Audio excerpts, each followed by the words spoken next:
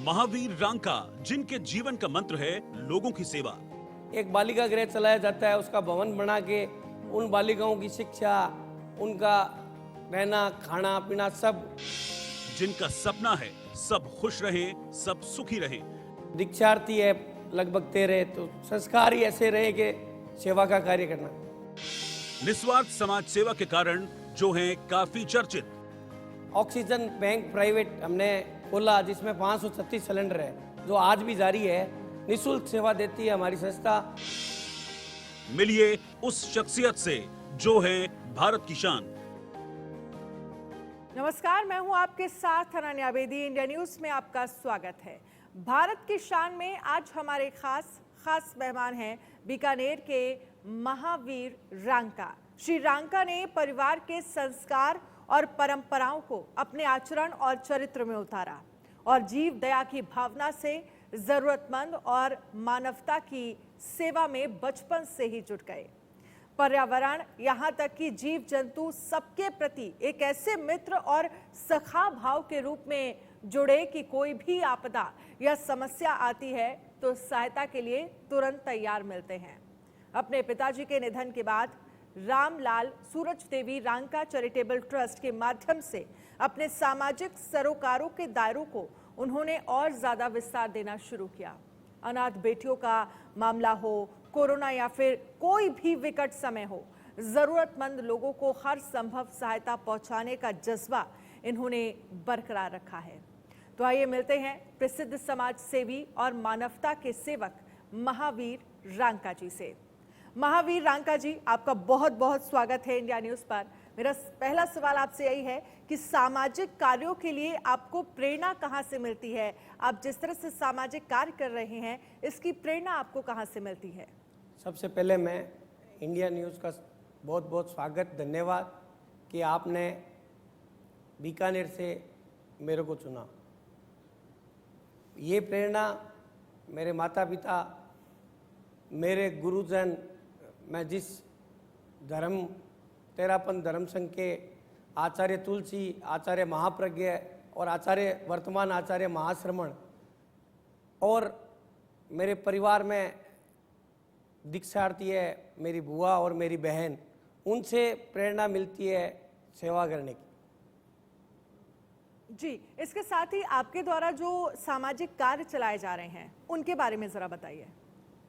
मेरे द्वारा नहीं, मेरे संस्था के द्वारा और मेरे जो मित्रगण हैं, हम सब मिलके जो कार्य कर रहे हैं। आज जैसे कोरोना आपदा आई तो पूरे बीकानेर को सैनिटाइज करना, हर घर जहाँ भी राशन की ज़रूरत है या खाने की ज़रूरत है या दवाई की ज़रूरत है, और दूसरे कोरोना काल में जो मेन दिक्कत थी ऑक्सीजन की, हजारों लोग ऑक्सीजन से मर रहे थे भारत में। उस टाइम एक ऑक्सीजन बैंक प्राइवेट हमने खोला, जिसमें 536 सिलेंडर है, जो आज भी जारी है। निःशुल्क सेवा देती है हमारी संस्था। जिस भी जरूरतमंद को ज़रूरत है तो उसको वो सिलेंडर उपलब्ध कराया जाता है। उसके साथ साथ जब गैस की किल्लत आई तो हमने ऑक्सीजन मशीनें भी मंगवाई, वो भी निःशुल्क दी जाती है। और भी ट्रस्ट के द्वारा समय समय पर एक बालिका गृह चलाया जाता है, उसका भवन बना के उन बालिकाओं की शिक्षा, उनका रहना खाना पीना सब, और समय समय पर हजारों कंबल वितरण करना, लोगों की जान बचाने के लिए लगभग इस ट्रस्ट के द्वारा 13,000 हेलमेट वितरण किए जा चुके हैं। वाकई आप बहुत सराहनीय काम कर रहे हैं। लेकिन सामाजिक कार्यकर्ता से एक जनसेवक बनने की विकास यात्रा पर आप कैसे सोचते हैं? सामाजिक कार्यकर्ता एज ए जनसेवक ही होता है जी, और जनसेवक का कार्य ये होता है कि जनता की सेवा करे। जनसेवक बनने का मौका भारतीय जनता पार्टी ने दिया और बीकानेर का यूआईटी चेयरमैन बनाया। मैंने सबसे पहले कुर्सी पे बैठते ही ये त्याग किया कि मैं यूआईटी का पानी भी नहीं पीऊँगा, और मैंने जो यूआईटी 52 करोड़ के कर्जे में थी उसको 250 करोड़ के विकास कार्य कराए। और बहुत से ऐसे कार्य जनसेवक के रूप में, चाहे गायों के लिए हो, चाहे पक्षियों के लिए हो, समय समय पर ये कार्य हर मंथ चलता रहता है। और हमारा ट्रस्ट और हमारे साथ जो हमारे साथ जुड़े हुए हैं, हम सब मिलके जो कार्यकर्ताओं की टीम है वो पूरी मिलके ये कार्य करते हैं हम। और आप जनता की सेवा मतलब कर रहे हैं, लगातार कर रहे हैं, कोरोना के समय से लेकर जब भी बेटियों से जुड़ा। जी, बहुत समय हो गया। कोरोना का तो एक समय ऐसा आया था जिस टाइम एक घर से दूसरे घर में लोग नहीं जाते थे।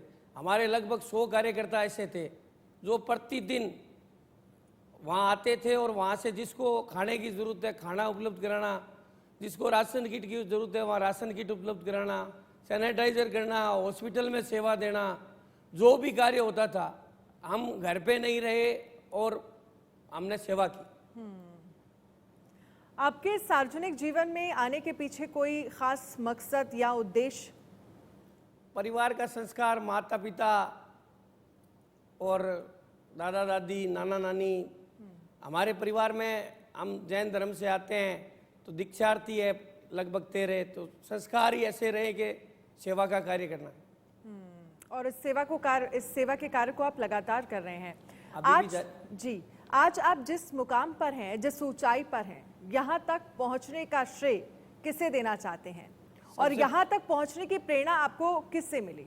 सबसे पहले तो माता पिता, गुरुजन, उनसे प्रेरणा मिली और आगे बढ़े।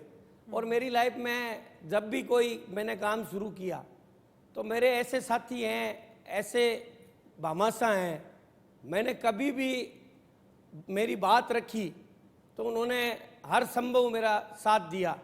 चाहे कोरोना का काल हो, चाहे कभी कंबल वितरण करना हो, आज संसार में नहीं है, मैं उनको याद करना चाहूँगा। लूणगण जी शाम सुखा जो मस्त मंडल सेवा संस्थान के संरक्षक थे, और मेरे पार्टनर पूनम चंद जी कच्छावा जो मेरे हर कार्य में, कोई भी कार्य मैंने अगर हाथ में लिया तो वो सहयोग करते थे। वर्तमान में बहुत से ऐसे भामाशाह हैं, चाहे विकास जी ग्रुप हो, चाहे अशोक जी मोदी हो, चाहे गणेश जी बोथरा रसना परिवार हो, चाहे जयचंद जी डागा हो, बसंत जी नवलखा हो, विनोद जी बाबना हो, हंसराज जी डागा हो, बहुत से परिवार हैं। मैं नाम लूँ तो समय बहुत है, लेकिन मेरे साथ ऐसे लोग जुड़े हुए हैं जिन्होंने कभी जो काम मैंने हाथ में लिया वो सहयोग किया। अच्छे दोस्त भी होना जरूरी है जो आपके पास थे और शायद इसीलिए आपको सहयोग मिल पाया। बिल्कुल बिल्कुल। कोरोना काल में तो विशेष रूप से ऐसे ऐसे लोग सामने आए। मैं एक छोटा सा उदाहरण बताना चाहूँगा। जो एक देशनों की लड़की है और बॉम्बे शादी हो रखी है जी। जब यहाँ ऑक्सीजन की किल्लत थी तो उस भाई का मेरे पास फोन आता है कि हम भी यहाँ सेवा करना चाहते हैं। तो उन्होंने 5 मशीन उपलब्ध कराई। उस 5 मशीन से आज लोगों ने प्रेरणा लेके सोशल मीडिया से 122 मशीन है हमारे ट्रस्ट में। लेकिन आपकी 3 बेटियां हैं, कभी बेटे की चाह का ख्याल मन में नहीं आया कि वंश परंपरा आगे बढ़े, आपका वारिस भी होना चाहिए? जो बेटियां हैं वो आजकल बेटे से भी ज्यादा होती है, और जो कार्य बेटियां करती है वो बेटे नहीं करते हैं।